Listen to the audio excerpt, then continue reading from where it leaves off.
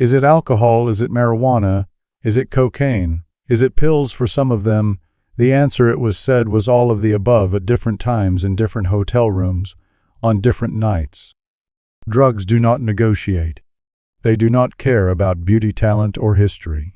They strip away youth, hollow out bodies, and leave what look like walking shadows where Hollywood once saw goddesses. Souls that seemed untouchable on the red carpet end up drowning quietly in liquor and powder.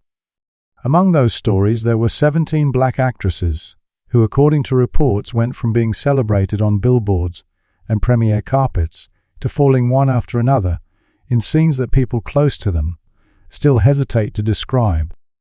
The hand of addiction did not simply nudge them off course.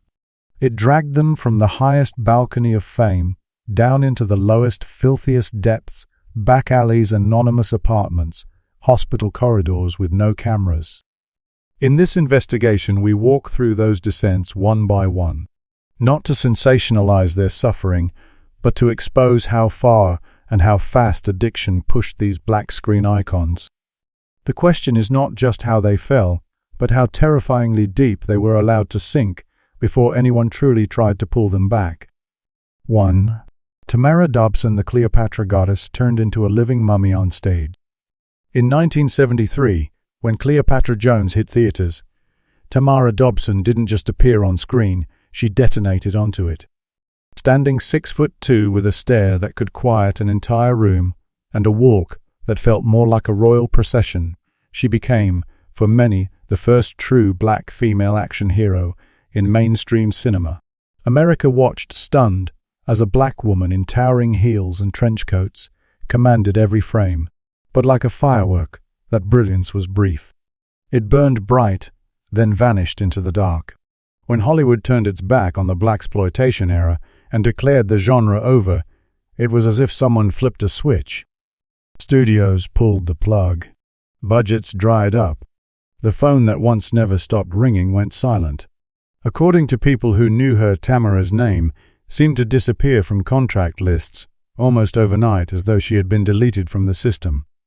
That was when the nightmare reportedly began. By the late 1970s, her small Los Angeles apartment had, as friends later described it, the feel of a tomb that still contained a living person. No ringing phone, no new roles, no stylists knocking on the door. Just the clink of bottles hitting the trash and the soft scatter of pills across the floorboards. Whiskey, painkillers, anything that could mute the sound of a career cut short became part of her daily routine. On the morning of July 12, 1979, it was said that her closest friend unlocked the door and froze. Tamara lay motionless on the sofa, heavy with the smell of alcohol, the floor around her littered with shattered capsules and tablet dust. She was still alive, but barely. No major paper ran that story. No urgent headlines. Hollywood simply looked away. The woman once framed as a real life, Cleopatra had become, in the industry's eyes, disposable. Over the years that followed, alcohol and pills reportedly carved away at her body. The legendary dark hair, once her crown, thinned and fell in clumps on her pillow. The powerful frame that had once filled the screen shrank until, as witnesses later recalled, she looked like a fragile figure draped in an old silk dress, rather than the towering icon people remembered. Every step in heels that had once symbolized power started to feel to those who watched her like a cruel test she could barely pass. The humiliation reached its breaking point in 1987 at a fashion show in Baltimore. The audience, according to press at the time, buzzed with expectation. They whispered about a comeback, hoping to see the triumphant return of Cleopatra Jones herself. But when the velvet curtain finally lifted, the room went silent. In front of them stood a trembling silhouette, eyes sunken, body shockingly thin, posture unsteady under the lights. Cameras captured what one brutal headline later summarized in a single sentence: "Cleopatra is now nothing more than a living mummy." The words were merciless. They followed her like a curse. After that, Tamara disappeared from the public eye. To pay for medicine and mounting debts, she was reportedly forced to sell the very costumes that had once made her a legend the iconic outfits from Cleopatra Jones that fans still remembered. Friends say she confessed bitterly that she had gone from gliding down red carpets in expensive silk to begging her doctor to let her owe money for basic medication. Each visit felt like another small cut to whatever pride she had left. In her final years, Tamara lived quietly in a nursing facility in Baltimore. A cold white room, the smell of disinfectant, machines tracking what remained of her strength. Multiple sclerosis left her paralyzed lungs so weakened that every breath became deliberate and painful work. On the afternoon of October 2, 2006, she took her last breath in near total solitude. 2. Tamara Dobson, once hailed as America's Cleopatra, died like a ghost, far away from movie sets, forgotten by the industry she had helped reshape. The system that had once needed her image did not show up at the end.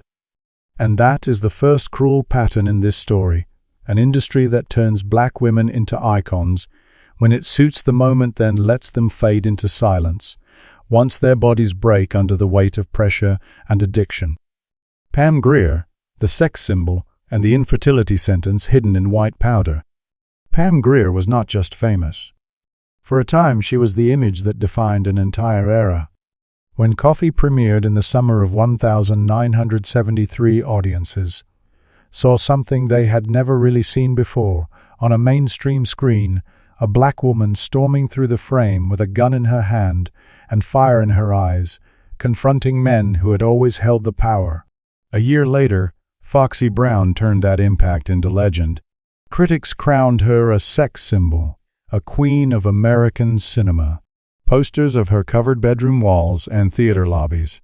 Her body, her attitude, her face all became marketable symbols of liberation and danger wrapped together.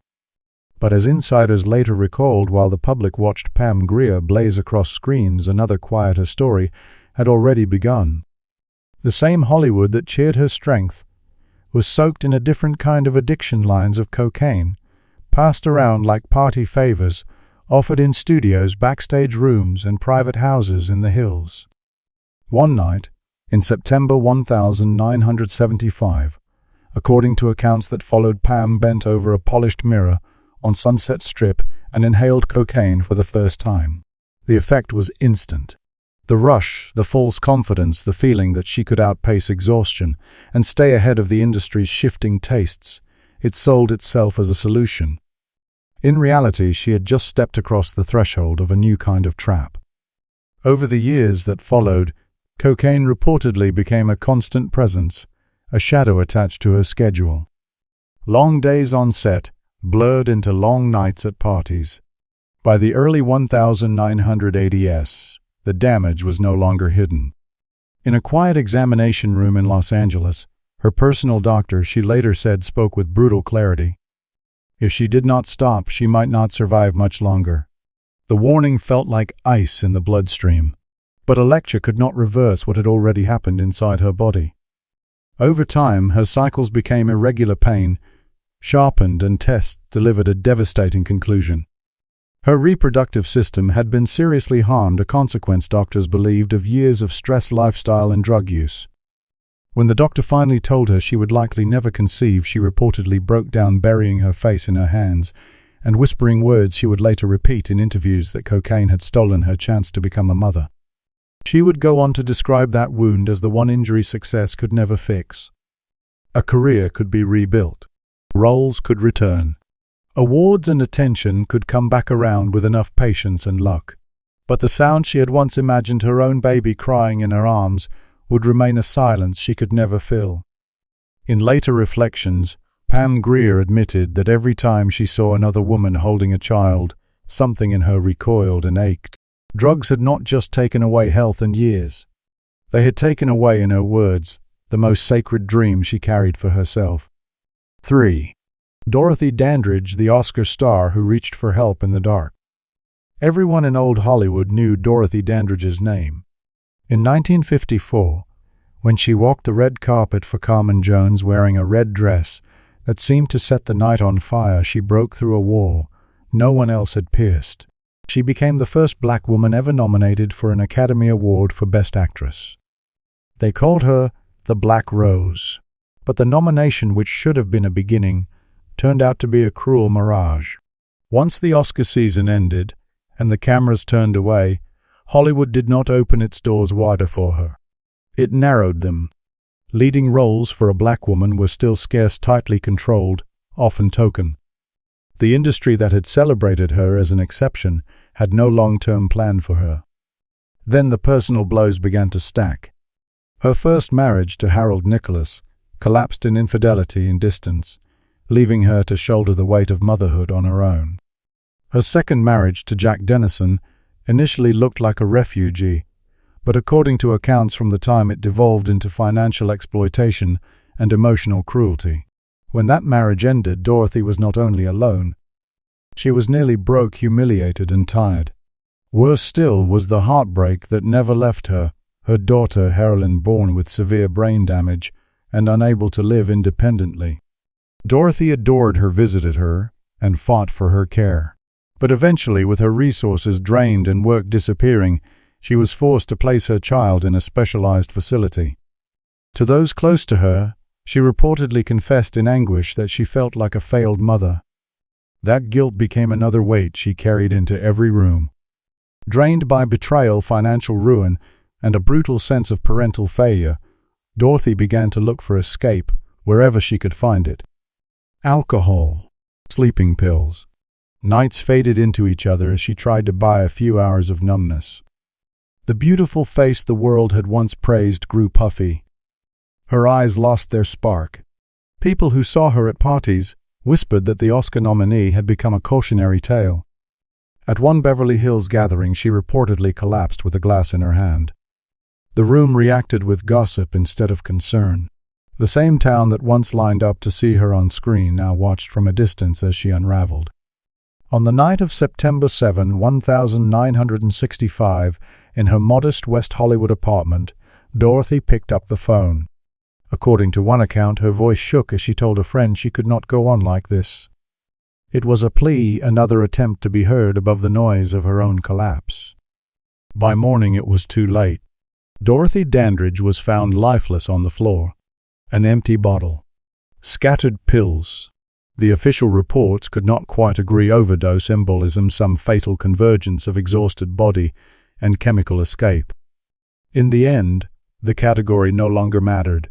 What mattered was the image burned into history, the first black woman ever nominated for Best Actress gone alone, and nearly penniless, in a town that had once dressed her up as its symbol of progress. There was no grand farewell, no studio-organized tribute, while she was still alive to hear it. Her death left behind an uncomfortable question: how does an industry celebrate a barrier-breaking black woman on Sunday night, and then let her face her worst battles in almost total isolation? Dorothy's story is not just about addiction. It is about an entire system that opened one door for her and then locked the rest, leaving her to fight her way through darkness with no real backup until she simply could not anymore. Tina Turner, the queen of rock and roll, trapped in the dark. 4. Tina Turner was born in 1939 in Nutbush, Tennessee, a small place that seemed too narrow for the force she would become. As a teenager, she chased stages and microphones with a raw hunger. By the 1970s, that hunger had turned into domination. She stood at the summit of rock and roll, a voice like thunder, legs like steel hair flying as arenas roared back at her. But behind the explosive performances, her life was tightening into a nightmare. Her husband and musical partner, Ike Turner, was the same person who had lifted her onto the world's biggest stages, and it was said chained her there in terror. He controlled the money, the bookings, the band, and her movements. What looked like a partnership from the outside often felt, according to her later accounts, more like captivity. He didn't just shout. He hit. He belittled. And he reportedly pushed drugs into the spaces where her fear lived. Cocaine entered her life, not as a party trick, but as a survival tool. It was presented as a way to stay awake on endless tours, to perform through bruises, to keep going when her body and mind were screaming to stop. One July night in 1976, in Dallas, the story goes, that Ike punched Tina in the face just minutes before they were supposed to walk on stage. Blood on her collar, pain buzzing in her skull, the clock ticking down. There was no time for recovery, only ritual. She was pressured to snort cocaine in the dressing room, wipe away what she could, straighten her wig, and step out into the glare. The lights were blinding.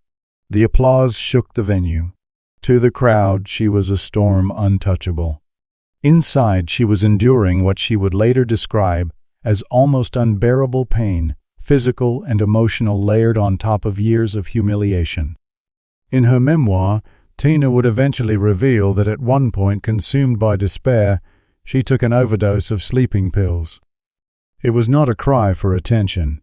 It was in her own telling, an attempt to escape everything at once. A friend found her in time. Doctors intervened. The world kept its queen of rock and roll, but barely. In 1978, after more than a decade of violence and control, she filed for divorce and walked away.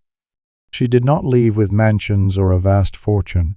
She walked out with little more than her stage name, Tina Turner, and a determination to rebuild from zero.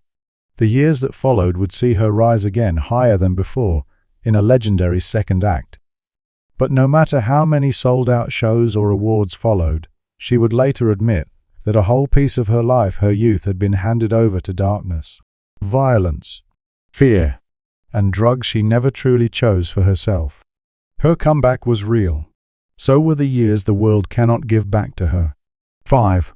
Natalie Cole almost dying in an apartment no one was supposed to see.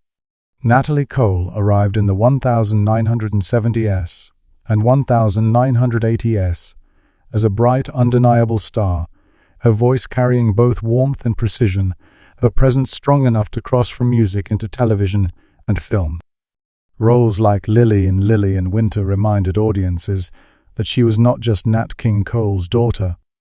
She was powerful in her own right. But that legacy was a double-edged blade. As a student at the University of Massachusetts Amherst, Natalie reportedly slipped into heroin and cocaine use. What some friends thought was simple exhaustion, her collapsing in a dorm room in December 1973, lips discolored, heartbeat racing, was, according to later accounts, one of the first visible cracks in a decade-long descent. Her father's shadow followed her everywhere. Nat King Cole was not just a legend, he was a standard she felt expected to match or surpass. Every time she stepped on stage, she carried the fear that she wasn't enough, that she was only Nat's daughter, and not truly herself. In that pressure, drugs became a false ally, a fast escape from doubt and expectation. Years of use battered her body. By May 1983, the cost almost came due in full. In a Los Angeles apartment, friends found her on the edge of death after an overdose. An ambulance was called. In the hospital, doctors reportedly had to shock her heart back into rhythm, pulling her away from a line most people never return from. Shortly after, Natalie entered rehab. There she faced long nights of withdrawal, shaking, sweating, staring at the ceiling, fighting a battle no one could fight in her place. Newspapers mentioned the headlines. Few understood that each quiet morning she woke up was another decision not to go backward. By the 1990s, she re-emerged in triumph with Unforgettable with Love, a project that used new technology to let her sing alongside her late father's voice. The world treated it as proof that she had conquered her demons. A full circle, a victory lap.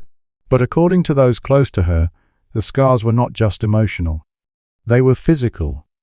Needle marks hidden beneath long sleeves and glamorous gowns.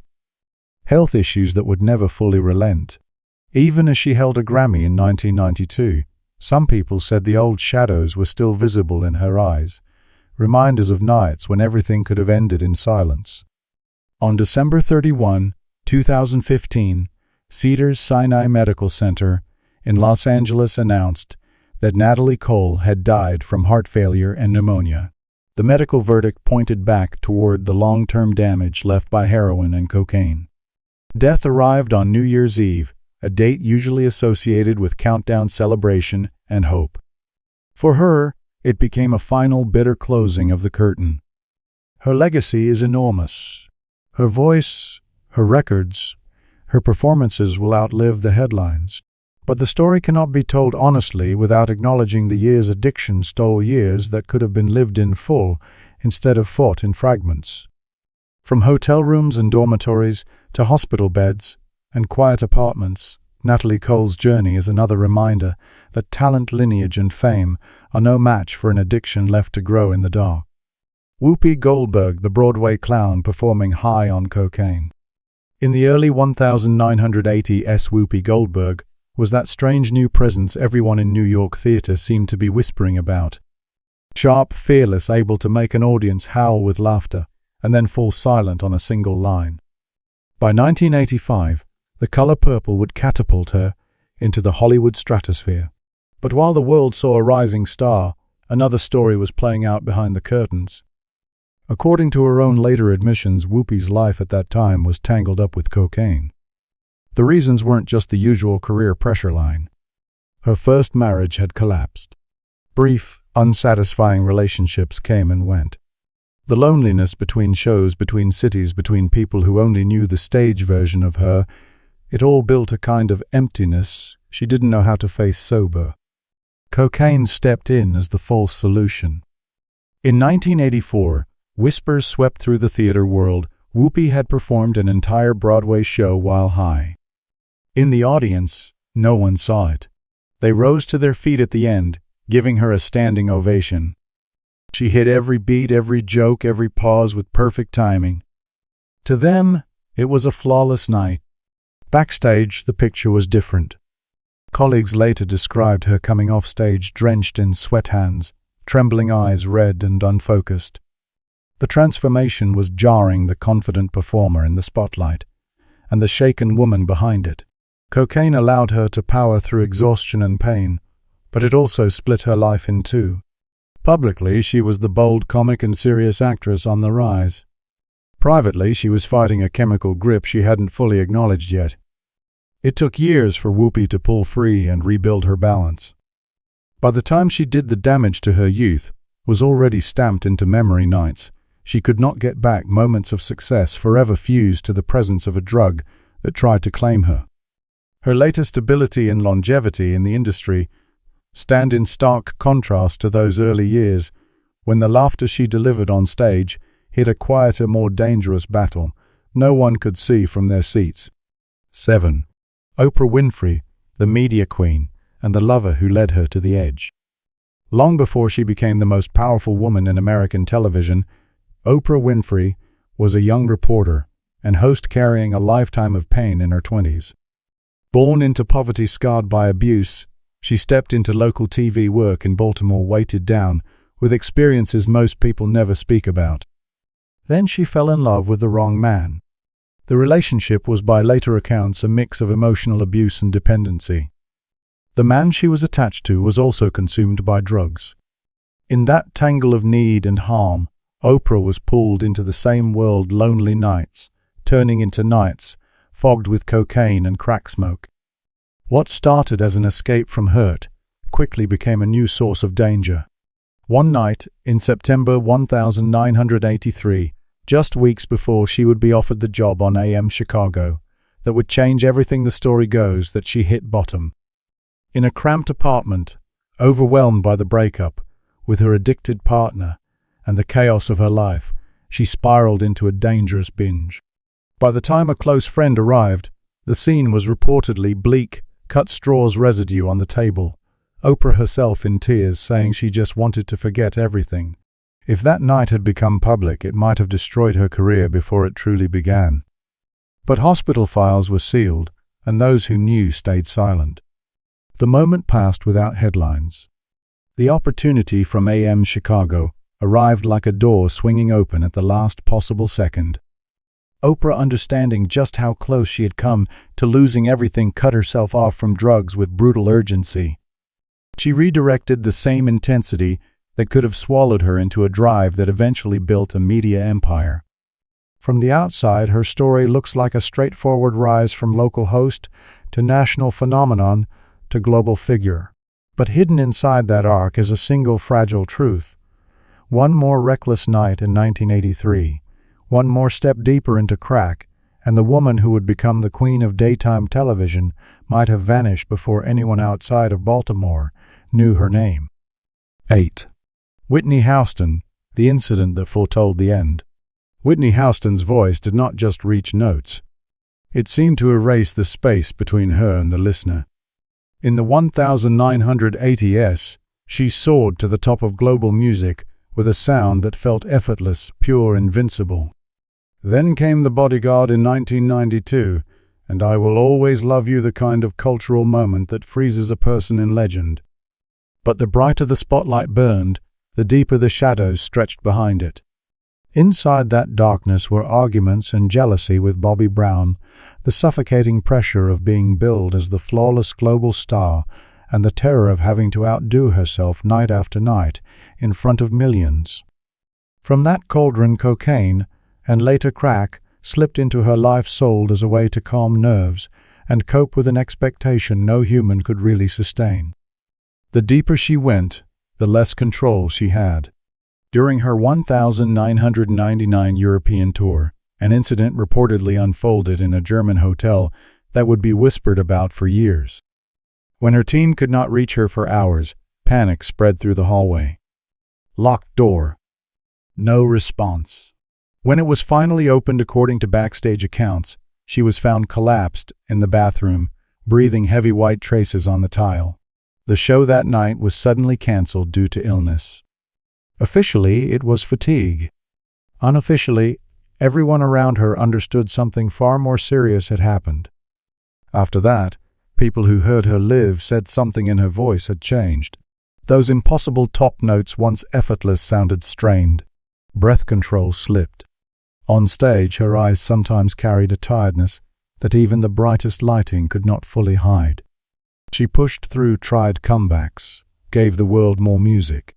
But the cracks in the foundation were visible, at least to those who knew what to look for. Then came February 11, 2012, at the Beverly Hilton in Los Angeles. News broke that Whitney Houston had been found dead in a hotel bathroom on the eve of the Grammy Awards. The coroner's report listed drowning with cocaine and other substances in her system. The world reacted with shock, grief, and a sense of inevitability that felt cruel in its honesty. The woman whose voice had once seemed untouchable had been worn down by the same substances that had swallowed so many of her peers. Whitney's story is not just the story of addiction.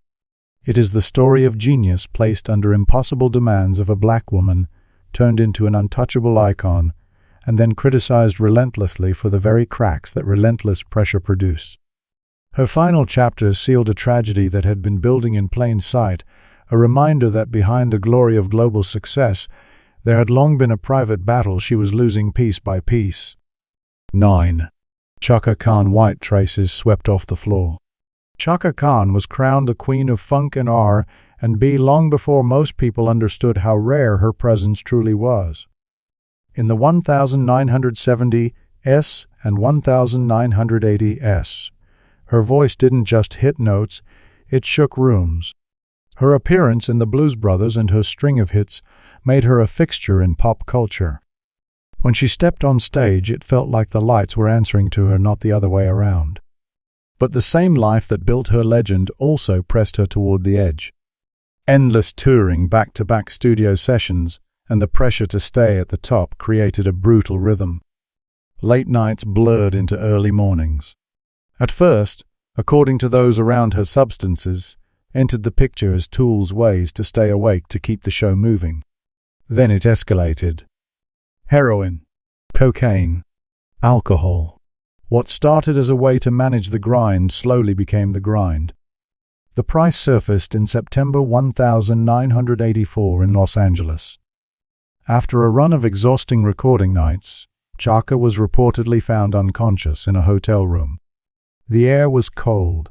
A towel hung half off a chair. A glass rested on the table, tilted, its contents partially spilled. The official line to the public was simple exhaustion. Behind-the-scenes whispers told a different story. People spoke quietly of white traces hurried off the floor before anyone outside the inner circle could see. of a near disaster framed as nothing more than overwork. Only a year later, in July 1985 in Chicago, a major partnership deal was set to solidify her next chapter. At the last moment it fell apart. Chaka vanished from contact for days with rumors that she had suffered another collapse. Management, according to those familiar with the period, scrambled to contain the fallout, cutting off calls, redirecting questions, and doing everything possible to keep her star image from shattering in real time. When she re-emerged, something had shifted. The opportunities that once came easily were fewer. Her health was chiseled down. Big projects slipped quietly out of reach.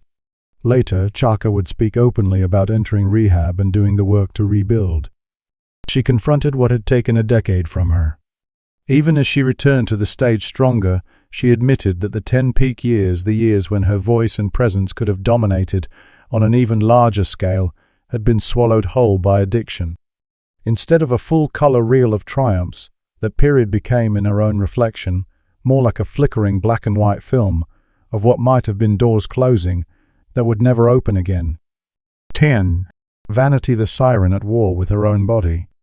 Denise Matthews, known to the world as Vanity, was one of the most striking faces of the 1980s. She moved alongside Prince Sean in The Last Dragon and became a symbol of dangerous allure and electric charm. On stage and on screen, she looked untouchable, slick leather, smoky eyes, a presence that seemed made for the era's fantasies. But offstage, Vanity was fighting a war against something far more relentless than gossip or critics. Crack cocaine entered her life as a supposed escape. It did not just derail her career. It slowly turned her own body into a battlefield. Years later, in 2015, doctors delivered a diagnosis that sounded like something from a medical horror file, encapsulating peritoneal sclerosis, a rare condition where the membrane lining the abdomen hardens and tightens around the intestine. For a woman once celebrated for her figure and physical power, it was a devastating reversal. Her strength faded. Her abdomen swelled. Pain wrapped around her like a vise, making simple movement a test of endurance. Fans still pictured her as the fiery, magnetic figure in music videos and movie scenes. In reality, she was spending long stretches in a hospital, relying on daily peritoneal dialysis just to stay alive. The financial fall was as stark as the physical one. From million-dollar paychecks and luxury to asking the public for help to cover soaring medical bills, the contrast stunned even those familiar with Hollywood's cruelty. The same industry that had once framed her as a fantasy had no structure in place to protect her when that fantasy collapsed. On February 15, 2016, in a hospital in Fremont, California, Vanity died from kidney failure, a final result of the damage wrought by years of drug use and the illness that followed.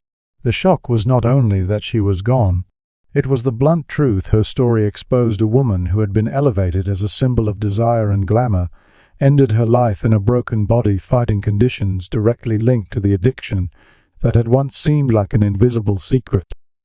Her journey stands as one of the clearest examples of how addiction does not just steal careers. It rewrites the body itself. 11. Queen Latifah, broken after her brother's death. By the late 1980s, Queen Latifah had already carved out a rare position. In a world where female rappers were often sidelined, she stood tall, confident, commanding with a voice that demanded respect. The 1990s opened even more doors. Acting roles, television, film offers. She was on the verge of becoming exactly what she later became, a globally recognized multi-hyphenate artist. Then in March 1992, everything snapped. Her brother Lancelot, her closest ally and emotional anchor, died in a motorcycle accident. It was not just a loss. It was a rupture. The blood-stained helmet became an object she could not stop seeing, a symbol of finality that refused to fade. In the aftermath, Latifah reportedly turned inward and downward. Alcohol arrived first, then drugs. Not as recreation but as punishment and escape blended together. Friends would later describe haunting scenes in her New Jersey apartment, Latifah sitting for hours in silence, holding her brother's helmet, an empty bottle nearby, white traces on the table. On at least one occasion they had to break the door open. Inside they found her on the floor, shaken, tears on her face, breathing heavy with liquor and withdrawal. The Queen, who had seemed invincible in videos and on stage, was in that small room, someone else entirely, a grieving sister, trying to outrun pain that refused to move. Throughout the 1990s, several major film opportunities slipped away. She was not in a stable enough place to accept them or to carry them through. Later, she would acknowledge that drugs and alcohol delayed her transition from respected rapper to the full-force acting and hosting career she eventually built. In time, Queen Latifah got sober and climbed to the position the world now recognizes, an award-winning actress, host, and producer. But the shadow of 1992 never fully disappeared. It marked her story with a permanent reminder. Addiction did not appear in her life by accident. It arrived through the open wound of grief. 12. Mary J. Blige. Addiction that stole her memories. When Mary J. Blige broke into the 1990s music scene, she felt like something entirely new. The queen of hip-hop soul, her voice carried both rage and vulnerability, smoky edges and raw confession. Her songs sounded like someone reading pages out of a diary that had been soaked in tears and then set on fire. What most people did not know was that the pain she poured into her music had deep roots in a childhood marked by abuse. Those wounds made her a prime target for substances that promised relief. As her career exploded, cocaine and alcohol folded themselves into her routine. They seemed to take the edge off. In reality, they were quietly cutting something far more precious away. The truly chilling part of Mary's story is not just the damage to her body, but the damage to her record of her own life. She has spoken about whole stretches of the 1990s that exist for her as blanks. Albums she recorded, tours she completed, moments of triumph that should have been crystal clear wiped into haze. She signed contracts, shot videos, accepted awards. Later, she could not piece together entire sections of those years. Drugs had not only altered how she acted, they had interfered with her ability to remember what she had lived. Friends recalled seeing her stare at familiar faces with an empty gaze, as if the connection was temporarily severed.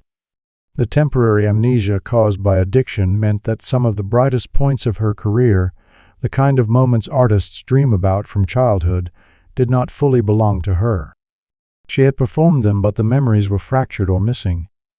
Mary eventually fought her way out. She got clean. She rebuilt her career yet again, earning critical respect and even an Oscar nomination for Mudbound. From the outside, it looked like a story of total redemption. But when she looked back, she described something harsher, that one of the cruelest thefts drugs committed was not just her physical strength or time, but her memories. Those years were supposed to be a gallery of victories. Instead, pieces are missing, stolen by something she once believed was helping her survive.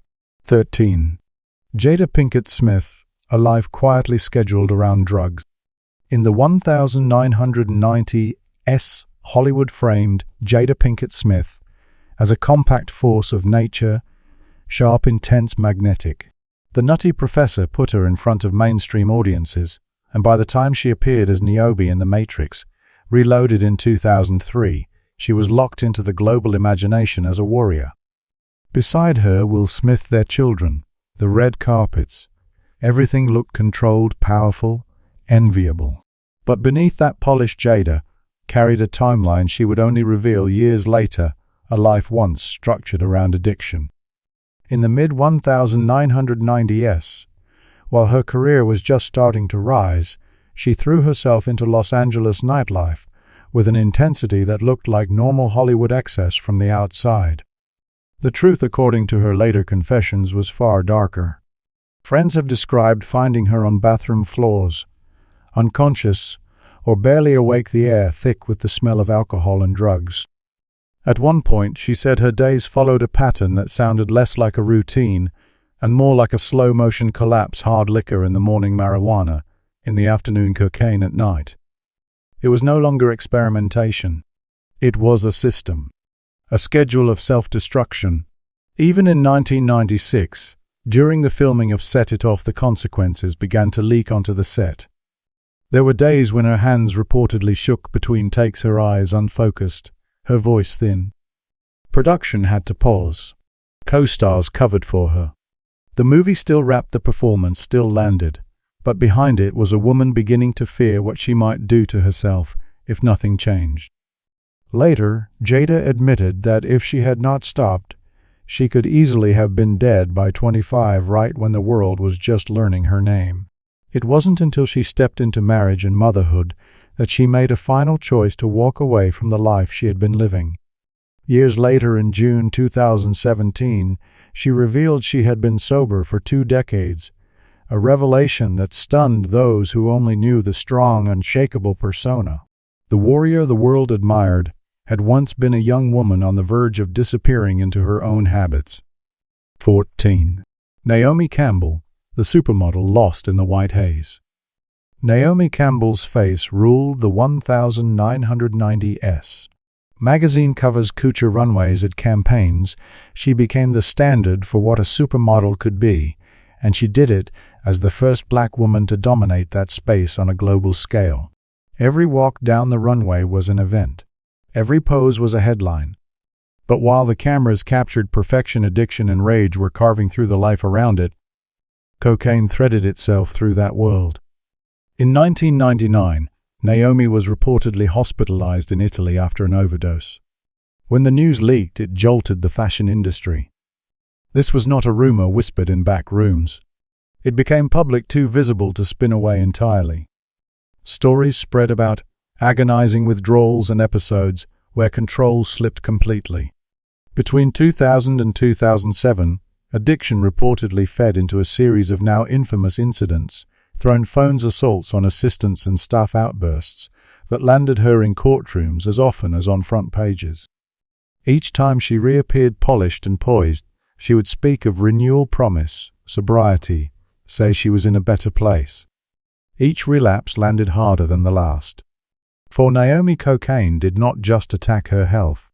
It turned her life into a long series of public spectacles, forcing the world to watch as one of the most recognizable black women in fashion tried and often failed to pull herself out of the spiral.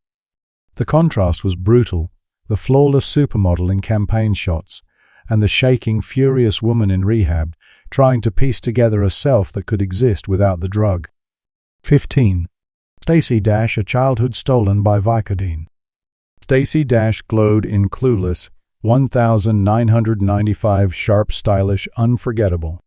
To audiences, she looked like the embodiment of youthful confidence and trend-setting cool. But behind the scenes, her life had been marked by addiction long before anyone put a camera in front of her. According to her own later accounts, Stacey began taking Vicodin at just 8 years old. In a home where substance abuse was part of the daily landscape, the small pills became her escape from fear and instability. While other children were learning to navigate school and friendships, she was learning to function under the influence of painkillers. As her career took off, the habit did not fade. It tightened. At her worst, she has said she was taking 18 to 20 pills a day. Her body weakened, her mind fogged. The person viewers saw on screen was working under a weight almost no one knew existed. By the early 2000s, she had hit what many around her considered the bottom. Broke relationships and ruins reputation damaged, she faced the full cost of years spent chasing numbness. In one haunting incident, she was reportedly found on the bathroom floor, a half-empty pill bottle in her hand, while outside the door her young daughter pounded and called for her mother. Hollywood had once adored her look, her presence, her timing. Inside, Stacey Dash felt herself slip away, her childhood, her stability, nearly her life consumed by an addiction that had started when she was barely old enough to understand what drugs were. 16. Brandy Norwood, the R&B princess who prayed for an exit. For a period in the late 1990s, Brandy Norwood seemed to have everything. Moesha ruled TV. Her R&B records dominated the charts. She was young, talented, and adored, a kind of American dream figure for a generation of fans. But the shine on the outside hit a pressure that was quietly crushing her. By the end of the decade, Brandy had slipped into deep depression. Between the demand to appear perfect in front of millions and the intensity of non-stop work, she turned to drugs and alcohol as a way to dull the noise. Hotel rooms, instead of being places to rest, became scenes of quiet despair. Bottles and sleeping pills spread across tables while she sat alone, thoughts circling darker and darker. In 1999, she later revealed there were nights when she did not want to see another morning. She wrote in her diary that she did not want to live, that the weight of expectation had become unbearable. Publicly, she kept smiling, kept singing, kept playing her role as the R&B princess. Behind closed doors, she was a teenager in crisis, crying until there were no tears left, holding a bottle, as if it were the only thing anchoring her to the room. Friends and team members reportedly had to intervene more than once, finding her unresponsive or on the edge of overdosing. Some major projects nearly fell apart because she had disappeared for hours at a time. If they had not stepped in, if timing had been slightly different, her life and career might have ended at 20, right when her name was echoing at its loudest. 17. Billie Holiday heroine turned an angelic voice into a prisoner. Billie Holiday's voice on Strange Fruit remains one of the most haunting sounds in music history. She could hold a room in silence with a single note, her phrasing turning songs into confessions. In the 1940s, she was a star in the finest clubs, elegant, devastating, unforgettable. Outside the spotlight, heroin became her constant companion. Night after night she sang for mesmerized crowds, then stepped off stage to find her next fix. Stories from that time describe scenes where the needle was still on the table when she was called back to perform, lips unsteady but voice still able to send a chill through the room. Her pain and her talent moved in lockstep, each feeding the other. In 1947, at what should have been the height of her career, she was arrested for heroin possession. The image of Billie Holiday, wrists in cuffs, walking out of a courthouse in a dark dress, stunned the country. After prison, she lost her cabaret card, the license that allowed her to perform in New York's top venues. The woman who had once sung in the best rooms was forced into smaller, rougher spaces where dim light revealed a face worn down by struggle. Even in the summer of 1959, when she was in the hospital with severe liver and heart problems, the system did not grant her mercy. Police raided her room, searched drawers and pillows, and announced they had found heroin. They handcuffed her to the bed. The legend who had given so much to music now lay weakened veins, hooked to IV lines, wrists bound. Friends said she cried, asking why they were still doing this to her when she barely had the strength to stand. Instead of protection, she was treated as a criminal until the end. On July 17, 1959, Billie Holiday died under guard. No cheering crowd, no orchestra, just a frail body, an empty room and chains as part of the final scene. Her voice became immortal. The way she was treated at the end became a permanent stain on the record of how society handles artists broken by addiction. These stories converge on one brutal truth. Drugs do not care about talent, legend, or legacy. From Cleopatra Jones to Whitney Houston, from vanity to Billie Holiday, addiction dragged some of Hollywood's and music's brightest black women from red carpets and spotlighted stages into hospital beds, anonymous apartments, and lonely exits. The images that remain, strained faces under harsh lights, swept off powder on hotel floors, metal restraints in hospital rooms, are not just personal tragedies. They are warnings about the merciless price that fame, pressure, and easy access to drugs can demand. If you know someone whose life or personality mirrors this story, share their name in the comments. We'd like to explore their journey as well.